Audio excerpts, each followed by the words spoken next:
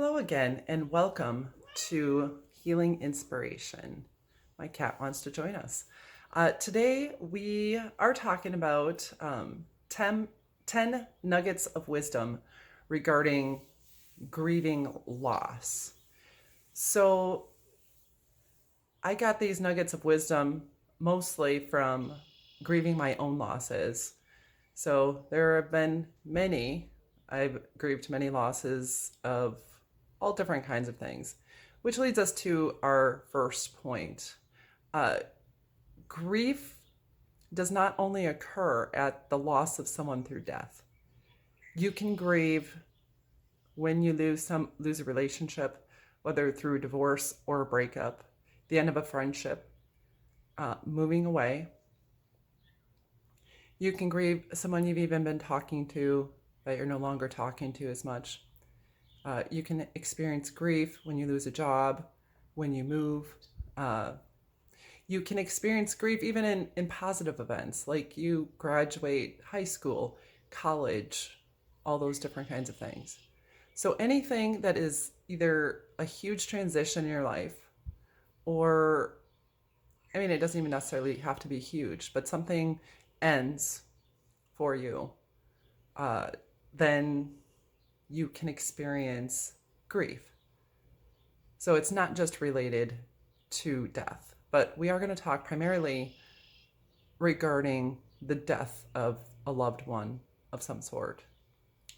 So the next point is our second point is that everybody grieves differently.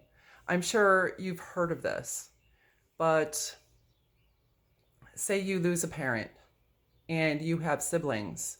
You may have grown up in the same place, you may have done the same things, but your grief is going to be different from your brother's or your sister's grief. And I mean, it may come along some of the same lines, but you've had a different relationship with the parent, you're a different person, you have different strengths and weaknesses, you have different levels of emotional maturity, maybe you're going through different stressors in your life, or you have different types of relationships and support systems, even though you're connected to your siblings. So some people are going to, cry or not cry. Some people will grieve longer. It really is dependent. Your journey through the grieving process is your journey.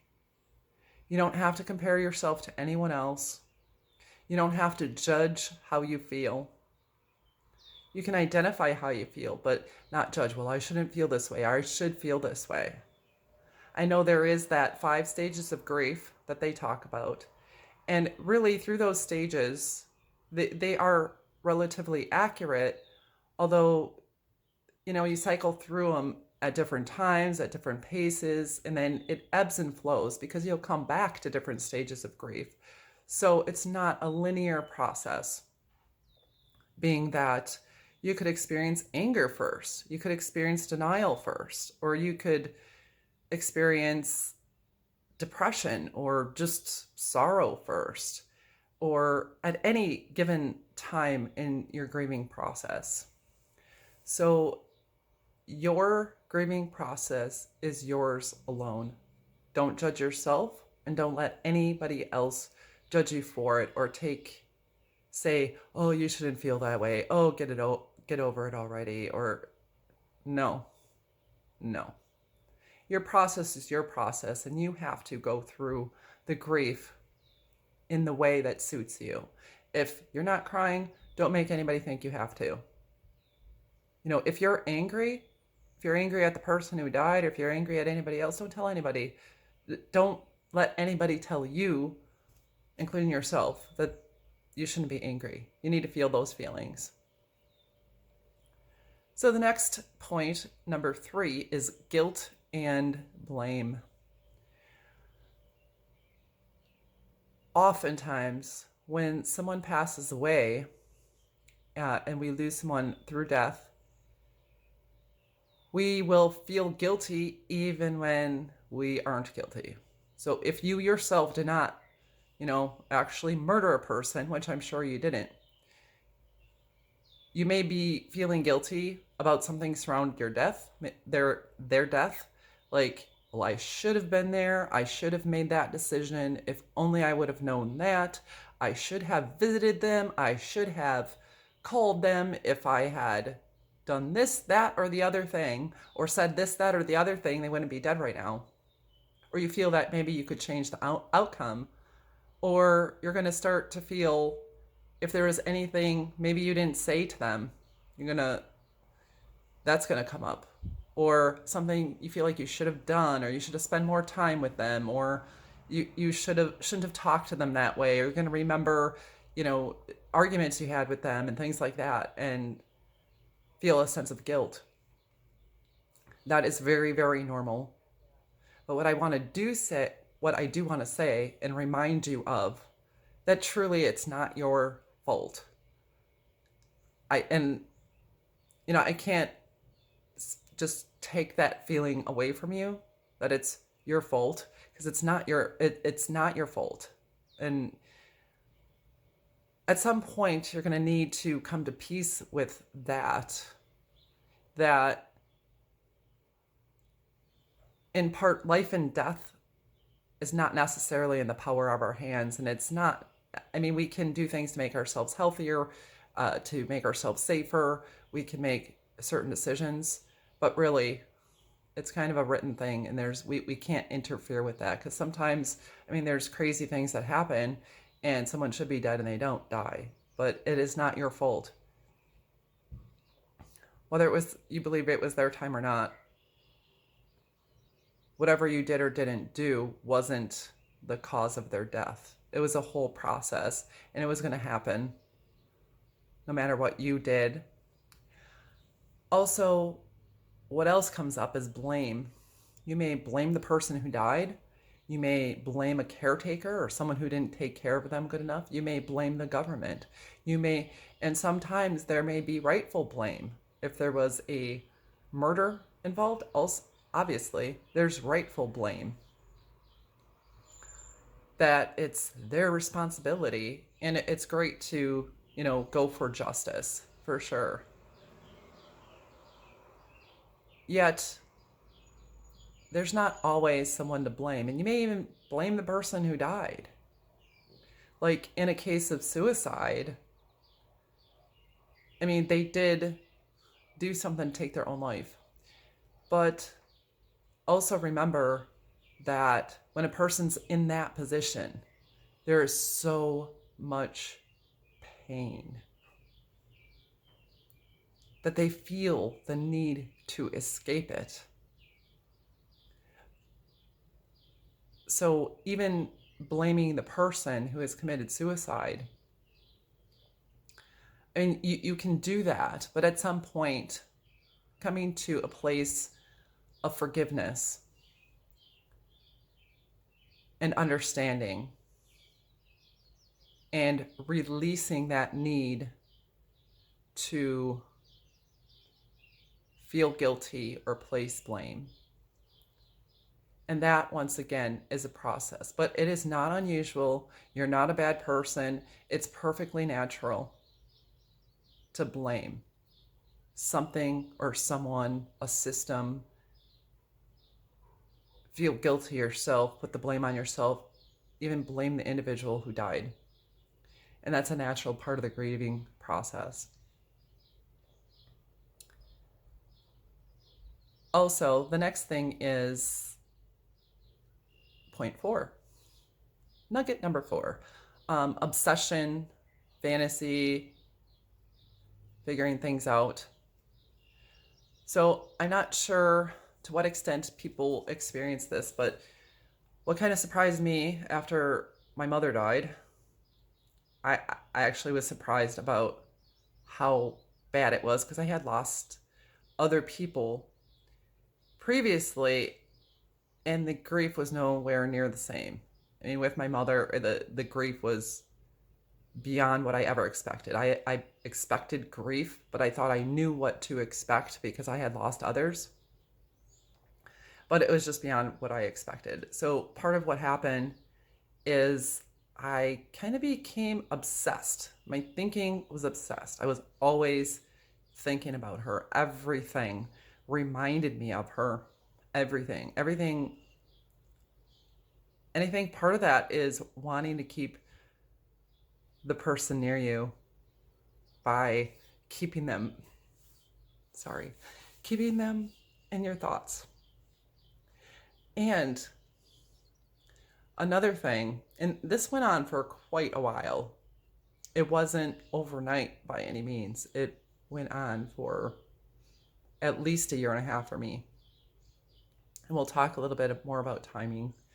Uh, but also, I wanted to piece together the days before her death, what she was doing, what happened. I wanted to know the details. I wanted to figure out who she talked to. I read into her movements, and because she was ill, and to some extent I expected her to die, but she was ill for years, but she wasn't really on her deathbed exactly, where she couldn't do anything for herself, and other people that I've seen died in the process of death. She wasn't at that point of death. So when she died, it was somewhat unexpected. So I had anticipatory grief where you're anticipating the death. So I thought I knew that to expect it, but I really also had an element of unexpectedness to her death. So I was trying to figure out what exactly happened. And since she had, a physical illness, there was no autopsy either, so I would never knew exactly why she died. But I would have, and when others in my life died too, I would have dreams quite often. And often they would be dreams of them, I'd be surprised they were alive, and they were alive in my dreams, and I tried to get to them, and then they died anyway, and I would see them dying again and again and again and again in my dreams. So there was a very obsessive level of thinking and trying to figure things out, and everything reminded me of them. So maybe that could be something you experience as well. So that's also a normal part of grieving, saying I'm normal, but it's a normal part of grieving, and it's something that does evolve and change as your grieving process goes. So another thing, point number 5, or nugget number 5, is you may not feel anything, or you may not feel what you expect to feel. And it's not even necessarily for a long period of time. But I've known people who told me that after the death of a significant loved one, they didn't even cry for a year.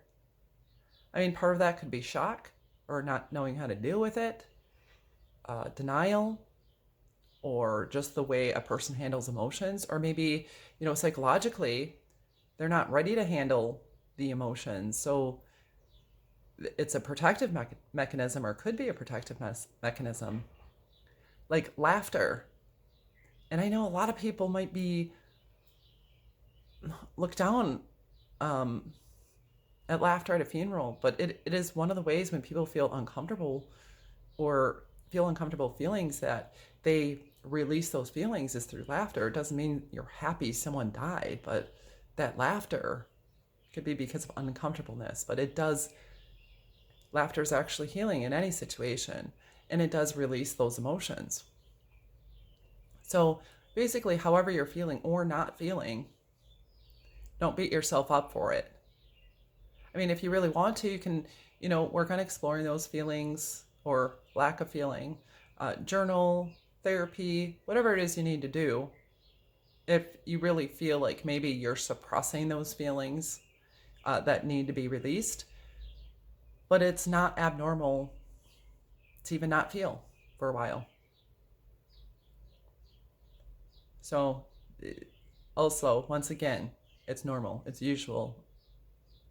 It doesn't happen to everybody, but it might happen to you. And I've had instances where that happened, where I thought I would be in extreme grief, And not that I never had any feelings about it, but the grief was very relatively short lived. And I didn't feel that depth of grief and that length of time of grief or go through as much of a roller coaster as I even expected to. And these were people I loved, I cherished. They were in my life, I cared about. So it wasn't, oh, I didn't lose anything, or I didn't honor them, or I didn't love them. It's just the way it happened. So now we're going to the time frame to grieve a loss. Nugget number 6. There's no time frame. When, particularly when I lost my mother, I would be asking, how long does it take? How long does it take? Because I wanted to stop feeling such immense pain and I wanted to move past it. And like I said, certain things, like the first day when I woke up the next morning. I slept only 3 hours like a stone. And I woke up, and for a moment I felt normal, but then I felt a flood of pain through my body that really didn't go away for a long time. But that was some of the worst of it was in the first 2 weeks. And part of that, I was planning the funeral, and I had 4 kids. I was a single mother. I was going through other stuff. I've struggled with depression, anxiety myself. I had just moved. I thought there's just a whole bunch of stuff going on within my own life. And so I took off of work. I believe I was off of work for close to 2 weeks when she died. And those first 2 weeks were really, really bad. I was crying all the time, every day. I couldn't function. Then I went back to work. That did help because I had somewhat of a distraction. But after like 4 months, I was way deep in the grieving process. And not only did I get depressed as part of the normal grieving process, I got really depressed and even, suicidal. So I did seek out therapy for that because it went beyond grief into, really threatening my life and well-being. And I had children and there were things that I had to take care of. And even if you don't, your life matters. So anyhow, I did get the help that I needed, but still the time frame of grief, like I said, it was at least 1.5 years. Now I think this year is about 12 years out, and sometimes I still cry. Oftentimes I still think about her, but most of the time I'm not in pain anymore. I'm not in pain on a regular basis. So it's whatever time you need. That's the time it takes, whatever time you need. Some days you'll feel better, some days you'll feel worse. Maybe you'll have weeks or months go by and then suddenly, the grief will hit you. Or maybe definitely, almost always at different significant events in life. Their death day, birthday, or something you normally, if you're getting married or you're having a kid or something significant in your life or something significant in their life, that grief may hit you again. And it could be years later. So there's not really a timeline. I was told, a year or 2 for very significant losses. It could be weeks for you. It could be months. It could be many years. I don't know. It really depends on the loss, how you're processing it. But if you feel like, wow, I feel like I should have been processing this more by now or feeling better or something, and you feel like you're getting, pay attention to that. And maybe you do need to seek out therapy or talk to a trusted person or start doing some more healing work around it if you're really feeling like, you're not able to get out of the abyss of that really deep grief where you're not really functional or you're feeling, like you don't want to live. definitely get help. Reach out. Reach out. There's no shame in reaching out. We all need support. And the next point, the nugget of wisdom, number 7, the I can't live without you. Now, I was thinking this regarding the end of relationships in general, whether it's a breakup or something else, but in death, in that feeling that you can't live without a person. And I don't mean to sound harsh, but in my experience, and the experience I know of everybody who I've known who has overcome loss and grief, it's not something bad to think, well, I can't live without you, because there's people you've been with forever. And I think that, with my mother was the biggest thing, is that she was always there for 32 years until, she just wasn't. And I took that for granted. But the truth is, you can learn to accept it, to integrate it, and include them in your life in other ways, even though they're not physically there.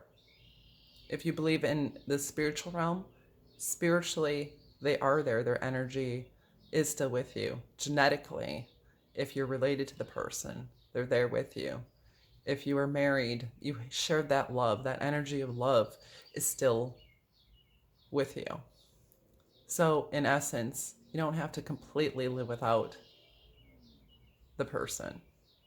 Obviously, if it's a breakup and someone doesn't want you in their life, you can't force them to be. But in death, they didn't choose it. You didn't choose it. I just want to let you know that you can. You can learn to move on. Maybe it's not what you want to do. You would prefer to have them in your life. Of course, you'd prefer that. You'd prefer it. But in order to live a full life, which is the most honoring to them,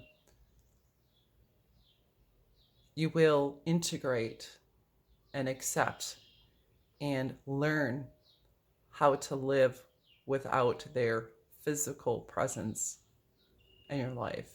And it will be helpful if you do have some level of spirituality of life beyond death. And if you don't, there's other things. You have memories and photographs, hopefully, or things that are really meaningful to you that they held on to. You have the love that you shared, the friendship you shared.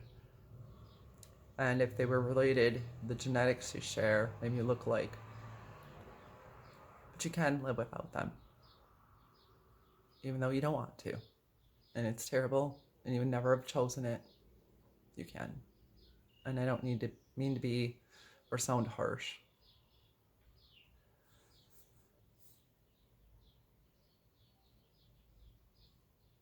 And this kind of touches on the other thing, is I think it's just a repeat. It's not feeling anything and being in shock. So you can be in shock for a while, where I think it's also called denial, but I think it's a psychological thing, where you physically become in shock when you have traumatic injury, when you have a traumatic emotional event. You can be in shock and not feel anything.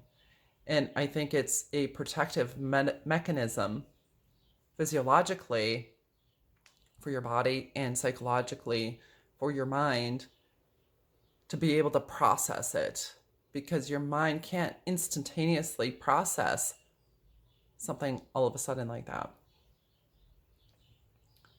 So eventually, as that calms down and it becomes more of a reality, you may start to feel.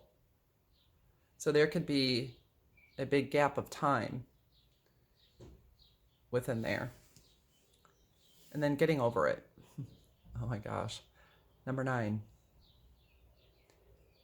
The worst thing that you can say to anybody grieving anything, or upset about anything is get over it.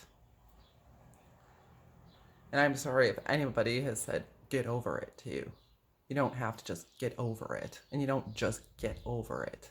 And in fact, when you've had a significant loss, you may never get over it. Doesn't mean you don't move on with your life and continue to live, and you integrate that into your new state of being. But I didn't stop loving my mother. She's still part of my life. I still mention her. I still talk about her. And I'll still feel pain at her loss 12 years later. That won't go away completely forever, even though I don't wallow in it and let it prevent me from living my life fully. Which brings us to point number 10, nugget of wisdom number 10.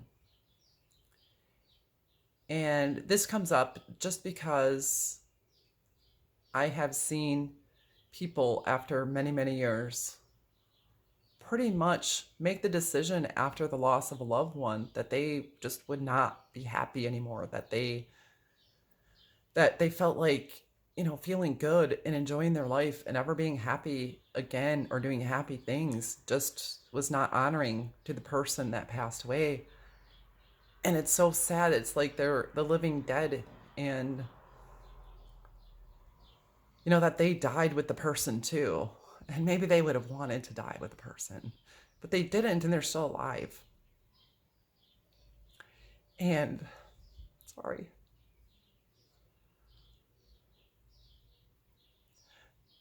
That person wouldn't want you to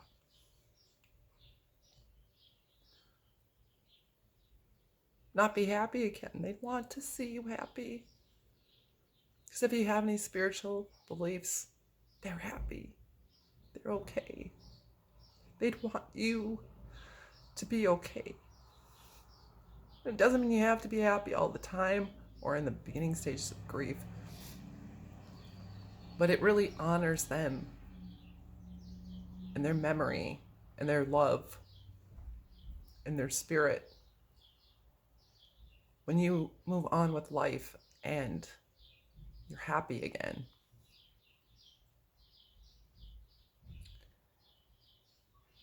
So I hope this gave you some encouragement and maybe will help you understand your grieving process a little better. And whatever loss you have suffered, I feel your pain. I'm sorry for you. And I send you love and light. And I hope you have peace and just feel the presence of the love of whoever you've lost. So please like, comment, share, and subscribe for more content. Thank you and have a blessed and wonderful day. Goodbye.